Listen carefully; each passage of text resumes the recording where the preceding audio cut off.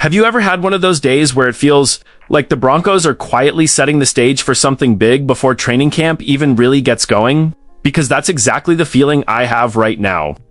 There are moves, rumors, and decisions starting to build behind the scenes. And while none of them have officially changed this team's future yet, they could completely reshape what this roster looks like over the next few weeks.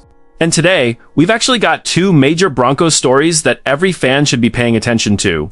The first one could lead to a surprising shakeup in one of the most important positions on the roster. A battle that almost nobody was talking about is suddenly gaining serious momentum. And if things play out the way some insiders believe, one familiar face could lose a role he's held for years. Then, in our second story, we'll dive into one of the biggest trade rumors involving the Broncos this offseason. A proven defensive playmaker is being linked to Denver, and if this deal somehow becomes reality, it could take an already dangerous defense to another level. The question is, would the Broncos actually be willing to pay the price? So we've got a lot to break down today. Broncos country, and trust me, both of these stories could have a real impact on what this team looks like heading into the season. And before we jump in, if you're enjoying the daily Broncos coverage here, take a second to like the video and subscribe to the channel. We're still a brand new community, and our first big goal is reaching 1,000 subscribers. If you want to be part of Broncos country from the very beginning, we'd love to have you with us. The first story is one that honestly caught me by surprise, because if you've been following this team over the last few seasons, you've almost gotten used to seeing Jarrett Stidham as the Broncos' backup quarterback. Whether it was backing up Russell Wilson during the 2023 season, or serving behind Bo Nix over the last 2 years, Stidham has been the clear number 2 option on this roster. But according to Parker Gabriel of the Denver Post, that might not be the case much longer. Gabriel believes Sam Ehlinger has a legitimate chance to overtake Jarrett Stidham and become Denver's backup quarterback heading into the 2026 season. Now, it's important to point out that Gabriel himself admits this is a bold prediction. He even says Stidham is still considered the favorite to win the job. But the fact that this conversation is happening at all tells you just how impressed this coaching staff has become with Ehlinger. And here's what's really interesting. This prediction isn't based on Jarrett Stidham struggling in last season's AFC Championship game. A lot of people immediately point to that game, but Gabriel specifically says that's not the reason. Remember what happened. Bo Nix suffered an ankle injury the week before, forcing Stidham into one of the biggest games of the season against the New England Patriots. It was an ugly game because of the heavy snow, and honestly, neither offense looked comfortable. Stidham finished by completing 17 of his 31 passes for 133 yards, throwing 1 touchdown and 1 interception. He also lost a costly fumble. But on the other side, even MVP runner-up Drake May struggled to get much going, and the Patriots escaped with a narrow 10-7 victory. So while Stidham certainly didn't have a perfect performance, this wasn't a case of him completely falling apart. In fact, other NFL teams apparently weren't discouraged by that performance at all. Reports earlier this offseason indicated that Jarrett Stidham actually generated trade interest from around the league, showing there's still respect for what he brings as an experienced backup quarterback. After spending 3 years in Denver, he's earned plenty of trust inside the organization. But at the same time, there's another quarterback quietly making a strong impression behind the scenes. According to Parker Gabriel, the Broncos coaching staff, including newly promoted offensive coordinator Davis Webb, thinks very highly of Sam Ehlinger after his first season in Denver. One of the biggest reasons is his mobility. Gabriel says Webb and the coaching staff were impressed with how athletic Ehlinger looked throughout last season, giving Denver a different style of quarterback behind Bo Nix. And what's even more telling is what happened after final roster cuts.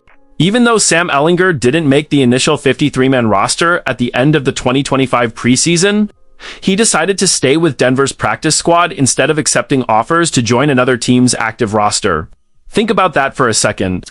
He had opportunities elsewhere where he could have immediately been on an active NFL roster. Instead, he chose to stay with Sean Payton, continue working with Davis Webb, and keep developing inside this offense because he believed there was a future for him in Denver. That says a lot about both sides. It shows how much confidence Ehlinger has in this coaching staff, and it also suggests the Broncos have been giving him reasons to believe he'll eventually get his opportunity. And here's another fascinating wrinkle. Gabriel points out that because Sam Ehlinger received active roster offers from other teams, Denver wouldn't necessarily be overvaluing him if they promoted him to the backup role. In fact, he believes whichever quarterback ends up as the Broncos' third stringer could easily become another team's number 2 quarterback before the end of August. Now that's where things get really interesting. Could Denver actually receive trade calls for one of these quarterbacks during training camp or the preseason? It's definitely possible. If Bo Nix is locked in as the unquestioned starter, and both Jarrett Stidham and Sam Ehlinger continue playing well, Sean Payton could suddenly find himself with one of the deepest quarterback rooms in the league. And we've seen this happen before around the NFL. Teams desperate for quarterback depth often become willing to give up draft picks late in the preseason after injuries. Start piling up financially. There are differences too. Jarrett Stidham is entering the final year of his current contract and is scheduled to make just under $6 million this season. Sam Ehlinger, meanwhile, signed a new one-year contract worth $2 million. So, beyond the competition itself, there's also a financial element that could influence Denver's decision-making moving forward. Personally, I love seeing real competition. Nobody should be handed a job simply because they've held it before. If Sam Ehlinger has genuinely developed enough to challenge Jarrett Stidham, then let them battle it out. Iron sharpens iron, and the Broncos only benefit from having 2 capable backups pushing each other every single day. Now, let's move on to our second story, because this one could have an even bigger impact on the Broncos season. A new report is floating around suggesting the Broncos could be one of the most aggressive teams pursuing Jordan Brooks, the standout linebacker currently with the Miami Dolphins. Brooks has been mentioned in trade rumors for much of the offseason because Miami is deep into a rebuilding process. Since he'll become a free agent next spring, many around the league believe the Dolphins could decide to move him before the 2026 season, instead of risking losing him for nothing. And this isn't just any linebacker. According to ESPN's rankings, Jordan Brooks is considered the 7th best linebacker in the NFL. His 2025 season speaks for itself.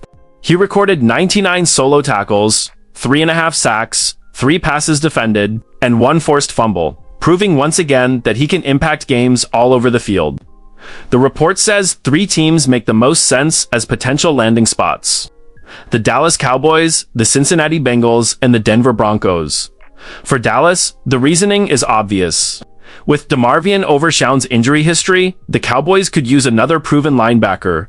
Their depth chart currently includes D. Winters, along with young players like Jayshon Barham and Shimar James. But adding Brooks would provide veteran leadership and insurance if Overshown misses more time. For Cincinnati, the Bengals already invested heavily on defense by adding Boy, Mafe, Dexter Lawrence to Jonathan Allen and Brian Cook. However, there are still concerns at linebacker despite Demetrius Knight's promising rookie season. One proposed package even mentions former first-round picks, Myles Murphy or Shimar Stewart, along with draft capital, heading to Miami. But honestly, Broncos country, the Denver scenario is probably the one that grabs my attention the most. The report argues that Denver has every reason to be aggressive after coming so close to reaching the Super Bowl last season. The Broncos already feature one of the NFL's most complete defenses.